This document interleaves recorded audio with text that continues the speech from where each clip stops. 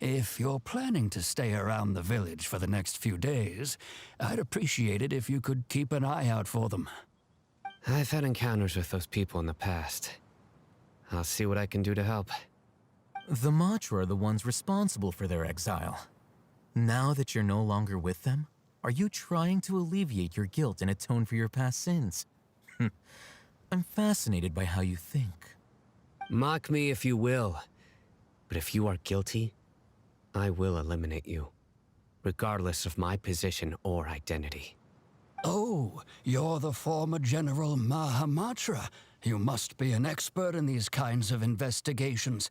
Thank you for your help. Is it because you're reminded of Hypatia? Oh, these poor scholars. First they lose their sanity, now this! We need to help get them back home, safe and sound. But, is it really a good idea to tag along with Sino? You seem like you really don't trust him.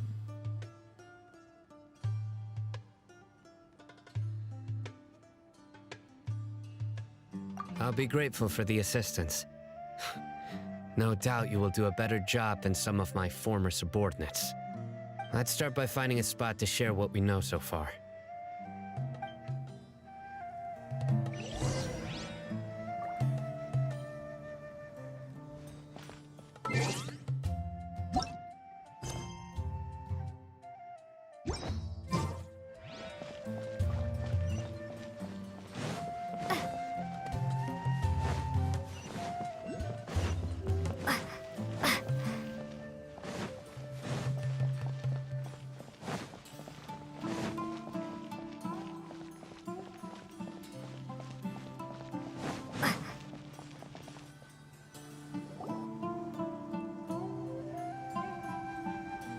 Although I've sent myself into exile, I'm still doing essentially the same things as before. Do you still have any questions for me before we start our investigation? One of my former subordinates told me that this title has its origins in a strange incident. The Academia has long exiled mad scholars to Aru Village. A mysterious phenomenon exists here. When mad scholars first arrive, they are as incoherent and deranged as before. But after spending some time here, they invariably begin to calm down. Initially, the people of Aru Village greatly resented having to take in the mad scholars. But a strange incident one night changed that. Aru Village was struck by the strongest earthquake in living memory. Seeing buildings on the verge of collapse all around him, the then chief of the village was preparing to take everyone to safety. Suddenly, he noticed a mad scholar crouching in a corner, caressing the ground with his hands. A soft, green light radiated from him, like a divine glow against the backdrop of night. Despite the powerful tremors that ripped through the ground that night, all the houses remained upright, almost as if they had grown roots reaching deep into the ground.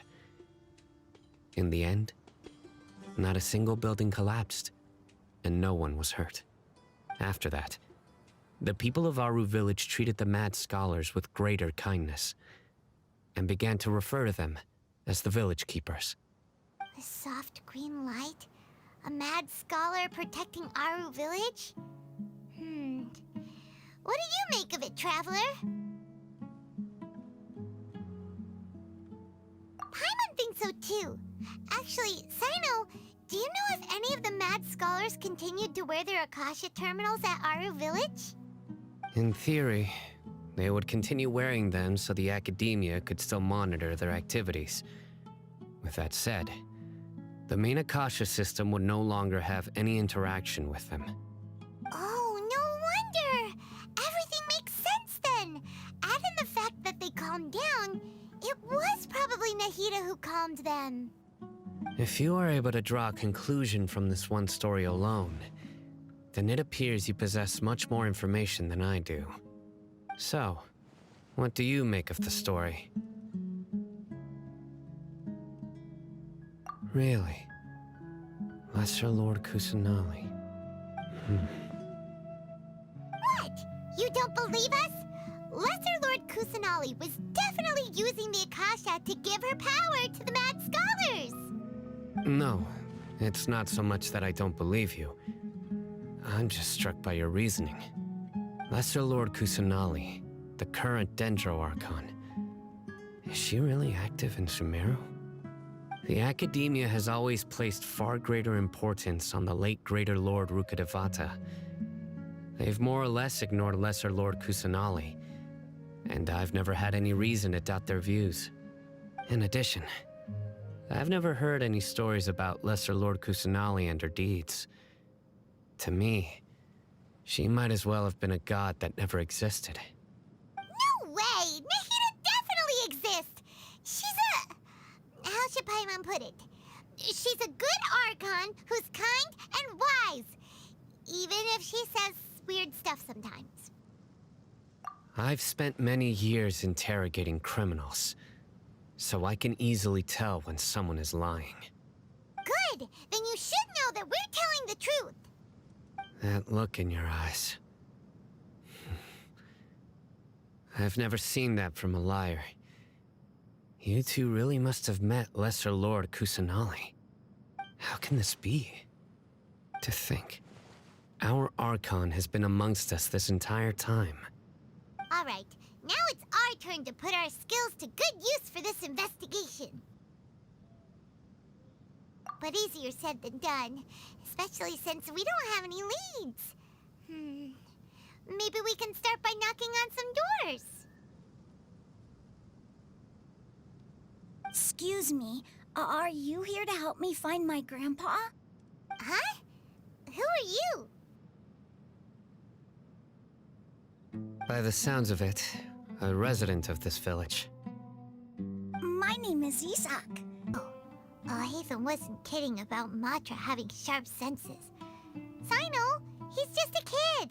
All he wants is to find his grandpa. Let's find a way to help him. Sorry, I was only listening in because I wanted to know where Grandpa went. Honest, if you don't believe me, you can ask Miss Candace. All right. But first, let's confirm the facts with Candace.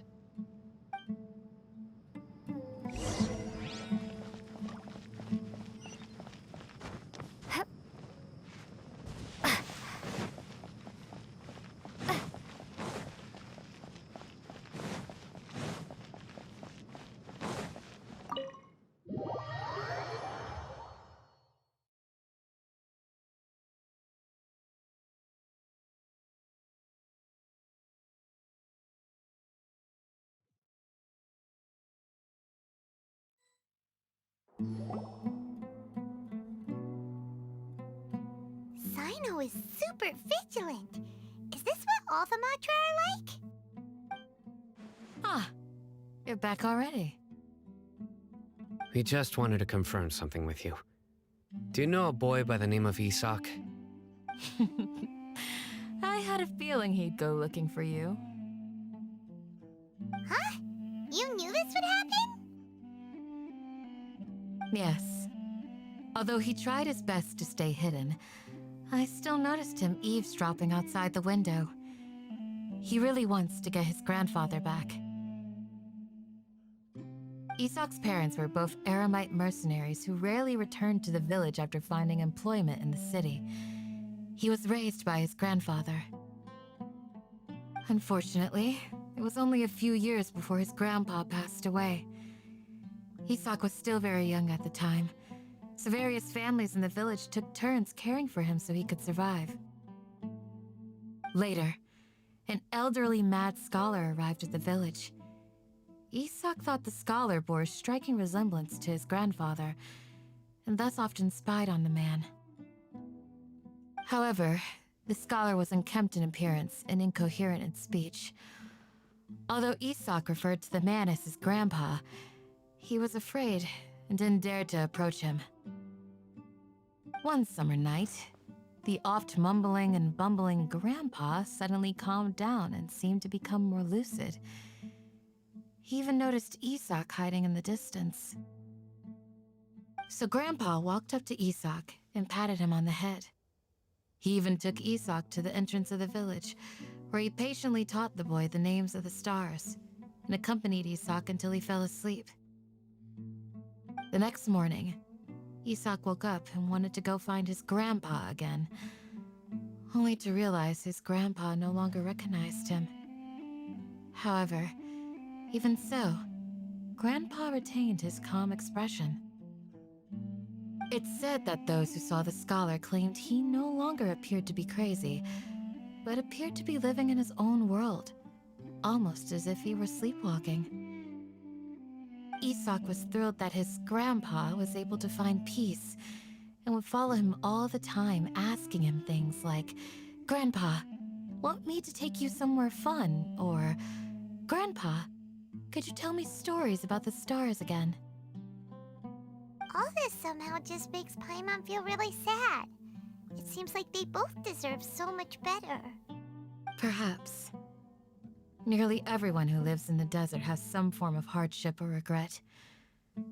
But even so, we must still continue on with our lives. It's also my reason for fighting. I must continue to protect this land.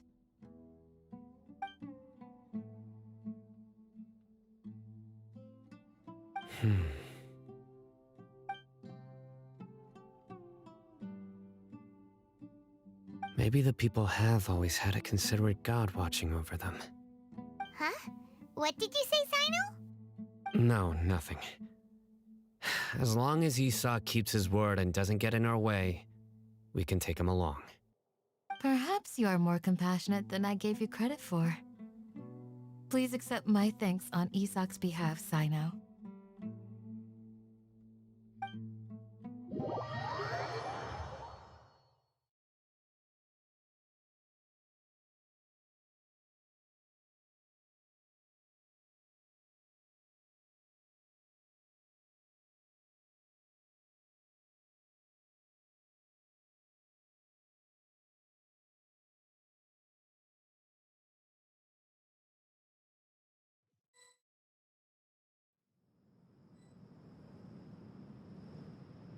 Hey, Isak! Oh, it's you guys! We've cleared everything up. Let's go find your grandpa. Really? Wow! Thank you so much!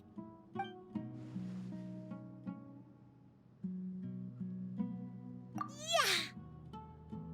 All right. Let's ask the local residents some questions first.